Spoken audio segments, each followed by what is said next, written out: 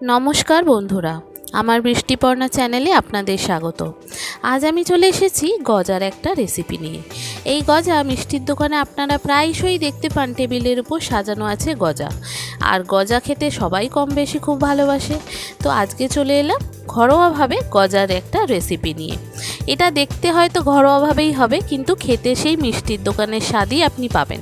তো এটার জন্য আমি 1 কাপ ময়দা নিয়েছি, প্রায় এটা 200 গ্রাম। এবার এখানে একটু নুন দেব, একটু চিনি দেব। চিনিটা আমি এখানে পাউডার চিনি ব্যবহার করেছি। আর দেব একটু ময়ানার জন্য তেল, আর ময়ানের জন্য একটু ঘি দেব। আর দেব একটু কালো জিরা। দেখবেন কালো জিরা যখন গজাতে মুখে পড়বে দারুণ সুন্দর খেতে লাগে। আচ্ছা, ঘি এখানে আমি 2 রকম ব্যবহার করেছি। একটু ব্যবহার করেছি ডালডা, আর একটু ব্যবহার করেছি গাওয়া ঘি।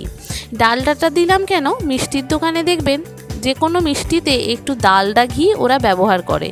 ডালডাটা দিলে এটা একটা অন্যরকম ময়েশ্চার আসে। আর গাওয়া ঘিটা দিলাম এটার কারণে একটা নতুন ঘি গন্ধ ছাড়বে। তো ডালডাটা আমার যেহেতু ফ্রিজে থাকে সেই জন্য বরফ হয়ে গিয়েছিল। তো আমি এটাকে গরম করে তারপরে এটা এখানে দিয়ে দিলাম ময়ানের জন্য। এবার এখানে দেখুন মুঠো করে মাখতে, ময়ানটা ভালো করে মাখতে মুঠো হয়ে যাচ্ছে, তার মানে বুঝবেন যে এটা আপনার মাখাটা ঠিক হয়েছে। এবার এটাকে অল্প অল্প জল দিয়ে আপনাকে মাখতে হবে, খুব বেশি মাখার দরকার নেই। গজার ময়দায় মানে খুব বেশি মাখলে ভালো লাগে না, সেই জন্য হালকা হাতে মানে যতটা পরিমাণ মাখা যায় সেই রকম অল্প অল্প জল দিয়ে মেখে এটা ঢাকা দিয়ে রেখে দেব আধ ঘন্টার মতো। তো এটা ঢাকা দেওয়া থাক, ততক্ষণে আমি ওই চিনির শিরাটা তৈরি করে নিই। ওই যে আমি 1 কাপ চিনি নিয়েছি মেজারমেন্ট কাপের, তো ওই কাপে চিনিটা দিয়ে দেব, আর ওই কাপেরই 1 কাপ জল দিয়ে দেব। দিয়ে এটা ফুটতে দেব। এখানে একটু গাঢ় হয়ে গেলেই তারপরে এটা রেখে দেব। আর হ্যাঁ, চিনিতে আমি একটু পাতিলেবুর রস দিয়েছি, একটু ছোট এলাচ দিয়েছি যাতে গন্ধটা খুব সুন্দর ছাড়ে, আর পাতিলেবুর রসটা দিয়েছি যাতে এটা না বসে যায়, আর একটু দিয়েছি ফুড কালার যাতে কালারটা খুব সুন্দর আসে। এটা এবার হয়ে গেলে এক সাইডে রেখে দেব। বন্ধুরা, রেসিপিটি যদি ভালো লাগে তাহলে আমার চ্যানেল বৃষ্টিপর্ণাকে অবশ্যই সাবস্ক্রাইব ও ফলো করে দেবেন, আর পাশে থাকার বেল আইকনটি অবশ্যই অন করে দেবেন। তাহলে যখনই আমি নতুন ভিডিও আপলোড করব আপনাদের কাছে নোটিফিকেশান চলে আসবে ভিডিও আপলোডের। কেমন হলো রেসিপিটা অবশ্যই কমেন্ট করে জানাবেন, কিন্তু ভালো লাগলে একটা লাইক ও শেয়ার করে দেবেন। দেখুন আমার এখানে চিনির শিরাটা রেডি, এটা এক সাইডে রেখে দেব। এবারে যে গজার জন্য ময়দাটা নিয়েছিলাম সেই ময়দাটাকে টেবিলের উপর রেখে এটাকে বেলে নেব। এটাকে খুব ভালো করে আপনাকে করতে হবে না, মানে এটা আপনাকে যাইতাইভাবেই করতে হবে।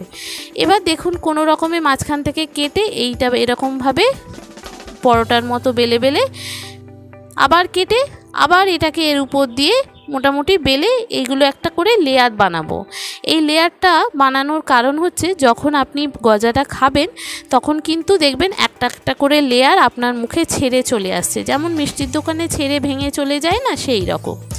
এবার এটাকে এরকম 4-5 বার আমি করব। করার পর সব শেষে আমি এটাকে ভালো করে ঠেসে হাতের সাহায্যে মেখে তারপরে এটাকে একটু মোটা করে বেলে তারপরে এটা ছুরির সাহায্যে কেটে নেব। আর হ্যাঁ, গজাটা ছোট ছোট সাইজের কাটবেন, যখন তেলে দেব তখন কিন্তু এটা ফুলে ডবল হয়ে যাবে। সেই জন্য আমি গজাটাকে ছুরির সাহায্যে চাকুর সাহায্যে সরু সরু করে কাটবো, তাহলে ফুললে ডবল হয়ে গেলেও অসুবিধা হবে না। এবার এটা আমি কেটে নিচ্ছি। এবার এটাকে দেখুন আমি ছোট ছোট সাইজ করে কাটবো। এটা যতটা হচ্ছে তার থেকে আপনাকে এটা ডবল হয়ে যাবে যখন ভাজবেন। আর গজা ভাজার একটা নিয়ম হচ্ছে, এটা মিষ্টির দোকান থেকেই আমি দেখেছি, ওরা কি করে একবারে যখন তেলটা মানে কাঁচা থাকে একটু জাস্ট কড়াতে তেলটা দেওয়ার পরেই ওরা কি করে গজাগুলোকে দিয়ে দেয়। এটা হচ্ছে যতক্ষণ তেল গরম হবে গজাটাও ততক্ষণে গরম হতে হতে অটোমেটিক এটা খাস্তা হয়ে যাবে। আর গরম তেলে কখনোই গজা দেবেন না, এতে কিন্তু গজা আপনার ভিতর থেকে ভালো ভাজা হবে না। দেখুন আমি একটা ফ্রাইং প্যান বসিয়ে দিয়েছি চ্যাপটা মতো। এবার এখানে বেশ কিছুটা তেল দিয়ে দেখলাম যে এই কড়াটা ফ্রাইং প্যানটা গরম হয়েছে কিনা। এবার আমি খুব বেশি গজাটা দেব না, এটা ভাজার জন্য আমি অল্প কিছু গজা দেব। এটা আস্তে আস্তে যখন তেলটা গরম হবে এটা দেখবেন গজাটা ফুলে ডবল হয়ে যাচ্ছে। আর এখানে আস্তে আস্তে লাল লাল করে ভাজা হবে। আর ভাজতে ভাজতে দেখবেন গজাগুলো ফেটে যাচ্ছে, মানে যতগুলো লেয়ার আপনি করেছেন সেই লেয়ারগুলো আস্তে আস্তে ছেড়ে যাবে। আর এটা যখন রসে ডুবিয়ে নামাবো এটা একদম দারুণ মিষ্টির দোকানের মতো যেমন খেতে হয় ঠিক সেই রকম আপনার খেতে হবে। তো এইভাবে গজাগুলো আমি হালকা আঁচে ভাজবো। এটা তো একটা পার্ট হলো। আর দ্বিতীয় পার্টে আমি ভাজবো যখন, তখন আবার গ্যাসের ফ্লেমটা আমি বন্ধ করে দেব, দিয়ে তেলটাকে ঠান্ডা হতে দেব।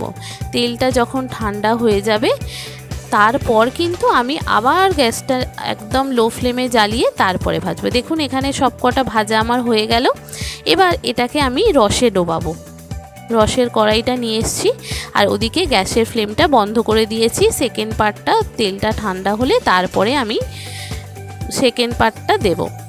এবার এখানে আমি এটা 2 মিনিটের বেশি রাখবো না, 2 মিনিট 1 থেকে 2 মিনিট ভেজাবো, ভিজিয়ে তারপর এটাকে তুলে নেব। যতটা রস শোষণ করার ওই 1-2 মিনিটের মধ্যেই শোষণ করে নেবে। তারপরে এটাকে তুলে নেব। দেখুন তুলে নেওয়ার পর ওদিকে আমার গ্যাসটার ফ্লেমটা বন্ধ করে দিয়েছি, তেলটাও ঠান্ডা হচ্ছে। দেখুন এটা তুলে নিলাম, এই দেখুন। তারপরে এবার গ্যাসটা একদম ঠান্ডা হয়ে গেছে। এবার এখানে দেখুন আবার যে কটা পড়েছিল সে কটা দিয়ে দিলাম। একদম গরম তেলেতে গজা কখনোই ভাজবেন না, তাতে কিন্তু গজা ভালো হবে না। এবার দেখুন এটাও ফুলে একদম বড় বড় হয়ে যাচ্ছে, একদম লাল লাল করে। তারপরে এটাকেও আমি ওই ভাজা হয়ে গেলে 2 মিনিট মতো রসে ডুবিয়ে তারপরে তুলে নেব।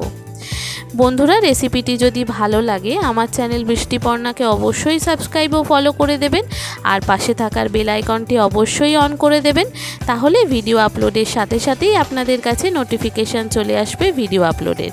কেমন হলো রেসিপিটা অবশ্যই কমেন্ট করে জানাবেন, কিন্তু ভালো লাগলে একটা লাইক ও শেয়ার করে দেবেন। দেখেছেন সব কটা রস 2 মিনিট মতো রেখে দিয়েছিলাম, হয়ে গেছে। এবার এটাকে আমি একটা প্লেটে সার্ভ করে দেব, দিলেই রেডি আমার গজা। এত সুন্দর খেতে হয়। আর এই গজা এইভাবে যদি আপনি খান একদম পুরো মিষ্টির দোকানের মতো। আর কালো জিরে যখন একটা একটা করে মুখে পড়বে না, এত সুন্দর খেতে লাগে কি বলবো আপনাকে। দেখেছেন কি সুন্দর দেখতে হয়েছে, রসে একদম টইটম্বর।